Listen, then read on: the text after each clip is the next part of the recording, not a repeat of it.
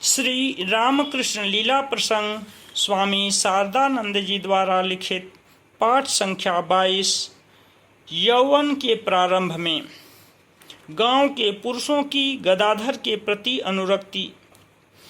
इस प्रकार केवल रमणियों के साथ मिलकर ही गदाधर शांत नहीं था, किंतु उसकी व्यापक उद्भावनी शक्ति तथा सबके साथ प्रेम पूर्ण आचरण से गांव के छोटे बड़े सभी के साथ उसका परिचय हुआ था। प्रतिदिन सायंकाल गांव के वृद्ध तथा युवक वृंद जिन स्थानों में एकत्रित हो श्रीमद्भागवतादि पुराणों की कथा अथवा संगीत संकीर्तन आदि का आनंद लेते थे, उन सभी स्थानों में उसका आना जाना रहता था। बालक उन स्थलों में जहाँ जिस दिन उपस्थित होता था, वहाँ उस दिन आनंद की लहर दौड़ जाती थी। उसके सदृश कथा बाँचने तथा धर्म ग्रंथों की भक्तिपूर्ण व्याख्या करने में और कोई भी समर्थ नहीं था।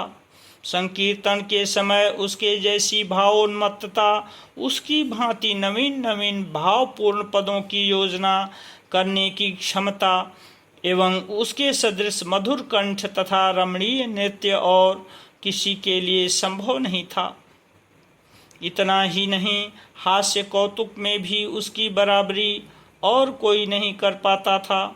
उसकी तरह नर नारियों के सब प्रकार के आचरणों का अनुकरण तथा उसके सदृश नवीन नवीन कहानियों और संगीतों की अपूर्व रूप से यथास्थान संयोजन कर सबका मनोरंजन करना दूसरों की शक्ति से परे था।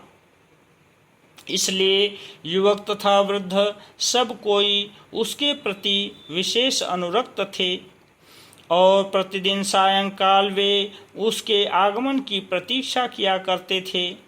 बालक भी तदनुरूप किसी दिन एक जगह तथा दूसरे दिन दूसरी जगह उन लोगों के साथ सम्मिलित हो उन्हें आनंद प्रदान करता था।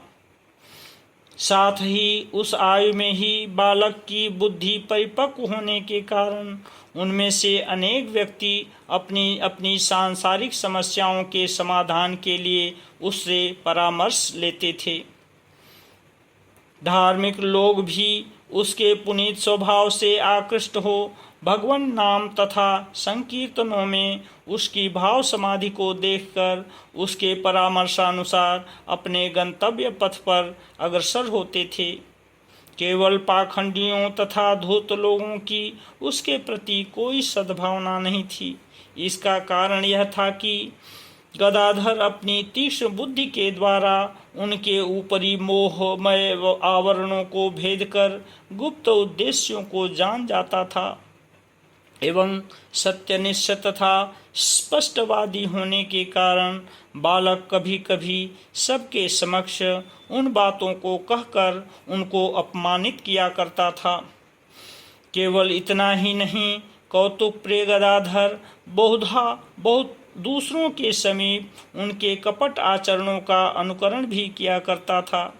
तदर्थ मन में क्रोधित होने पर भी सर्वप्रिय निर्भीक बालक का वे कुछ भी बिगाड़ नहीं सकते थे।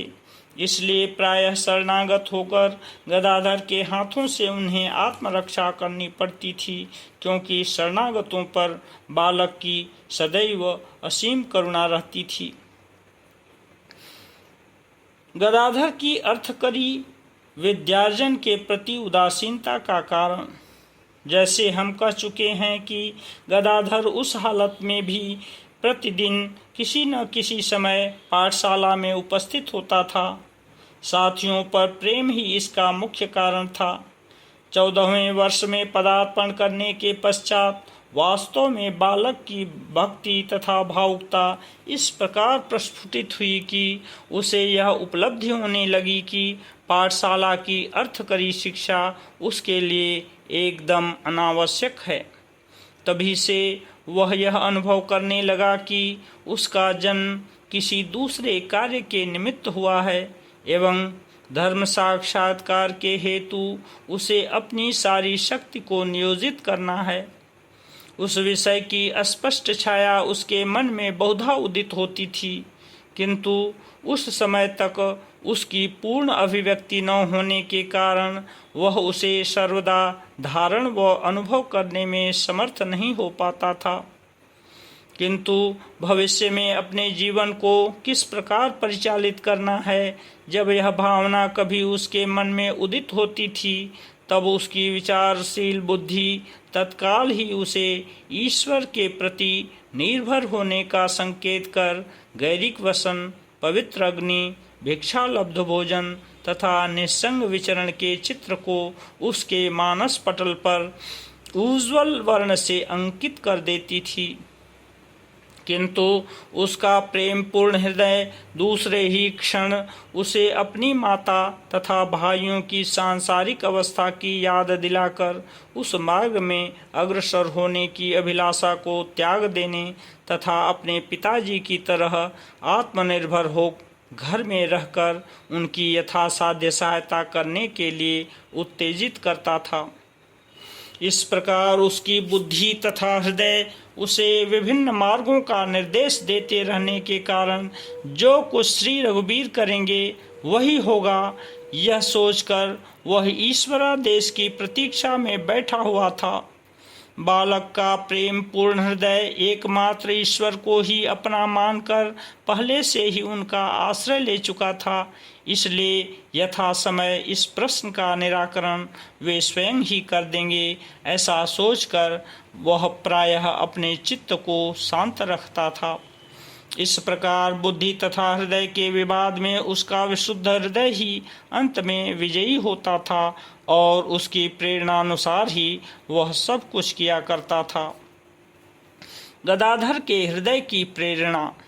गदाधर उस समय अपने असाधारण सहानुभूति संपन्न विशुद्ध हृदय से कभी कभी एक अन्य विषय की भी उपलब्धि कर रहा था। पुराण पाठ तथा संकीर्तन आदि के सहारे गांव के नर नारियों के साथ पहले से ही घनिष्ठ रूप से संबद्ध होने के कारण उन लोगों को वह इतना अपना बना चुका था कि उनके जीवन के सुख दुख आदि को संपूर्ण रूप से वह अपना ही समझने लगा था। इसलिए जब उसकी विचारशील बुद्धि उसे संसार त्यागने की प्रेरणा प्रदान करती थी, तत्काल ही उसका दूसरा हृदय उन नर नारियों के सरल तथा प्रेम पूर्ण आचरण एवं उसके प्रति उनके असीम विश्वास का स्मरण दिलाकर उसे इस प्रकार अपने जीवन को नियोजित करने का संकेत देता था, जिसे देखकर वे भी अपने अपने जीवन को तदनुसार परिचालित करते हुए उच्चादर्श को प्राप्त कर कृतार्थ हो सकें एवं जिससे उसके साथ उनका वर्तमान संबंध प्रगाढ़ पारमार्थिक संबंध में परिणत हो सदा के लिए अविनश्वर रह सके। इसलिए बालक का स्वार्थगंध रहित हृदय इस विषय का स्पष्ट आभास प्रदान कर उससे वह कह उठता था, अपने लिए संसार को त्यागना यह तो स्वार्थपरता है।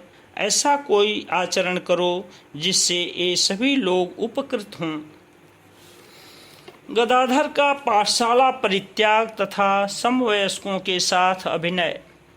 किंतु पाठशाला एवं तदनंतर संस्कृत विद्यालय में विद्याभ्यास करने के संबंध में उस समय गदाधर के हृदय तथा बुद्धि को एक ही बात सम्मत थी, किंतु सहसा पाठशाला त्याग देने पर साथियों को उसके संग से अधिकतया वंचित होना पड़ेगा, यह जानकर ही वह उस कार्य को नहीं कर पा रहा था।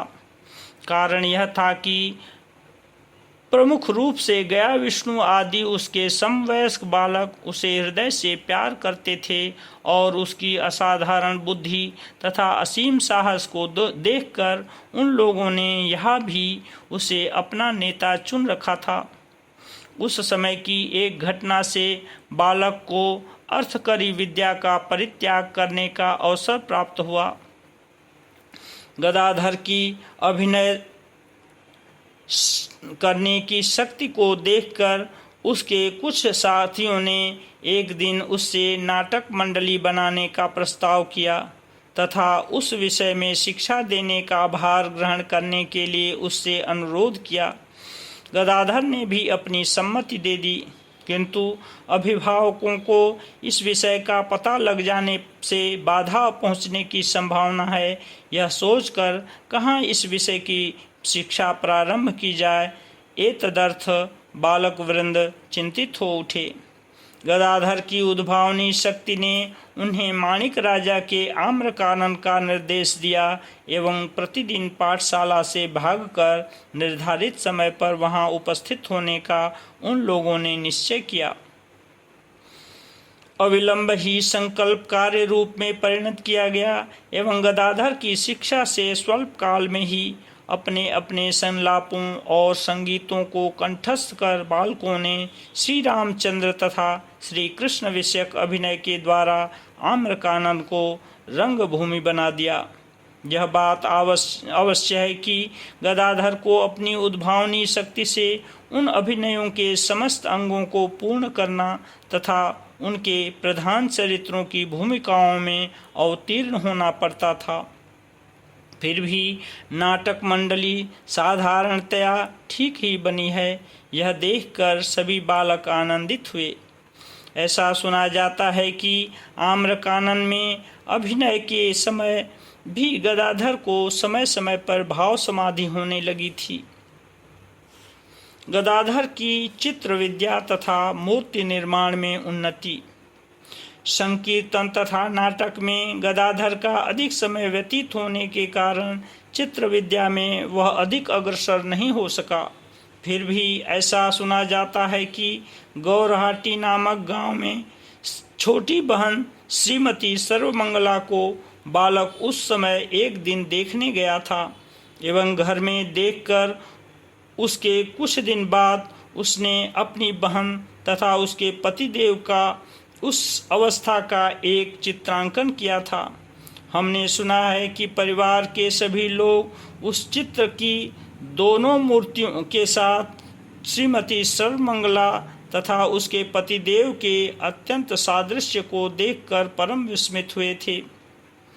देव देवियों की मूर्ति निर्माण करने में गदाधर विशेष दक्ष हो गया था तथा उसका धार्मिक स्वभाव उन मूर्तियों के निर्माण कर अपने साथियों को लेकर उनका यथाविधि पूजन करने के निमित्त बहुधा उसे प्रेरित करता था।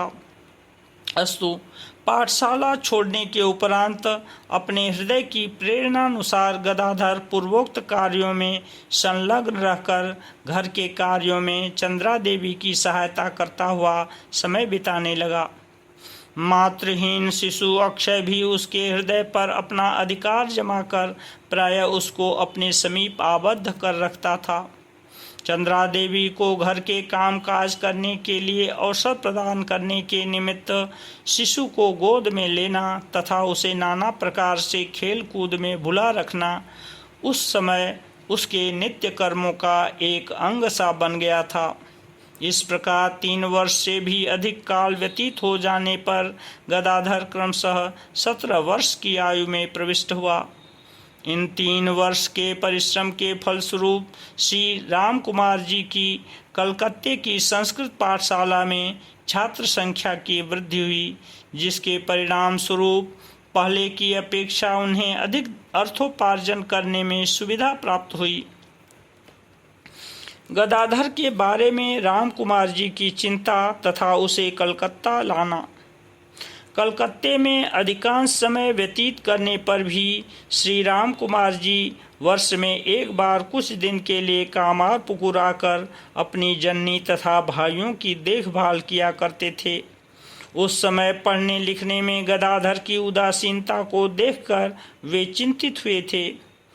वह किस तरह अपना समय बिताया करता है, विशेष रूप से उन्होंने इसका पता लगाया और अपनी माता तथा मध्यम भाई रामेश्वर से परामर्श कर उसे कलकत्ते में अपने समीप रखना ही उचित समझा। वहीं छात्र संख्या वृद्धि के साथ ही साथ संस्कृत पाठशाला के अन्यान्य कार्य भी बढ़ चुके थे, इसलिए उन कार्यों की सहायता के निमित्त एक व्यक्ति की आवश्यकता भी वे अनुभव कर रहे थे। अतः यह निश्चित हुआ कि गदाधर कलकत्ते में रहकर उन विषयों में कुछ कुछ सहायता प्रदान करेगा तथा अन्य छात्रों की तरह उनसे पढ़ता भी रहेगा।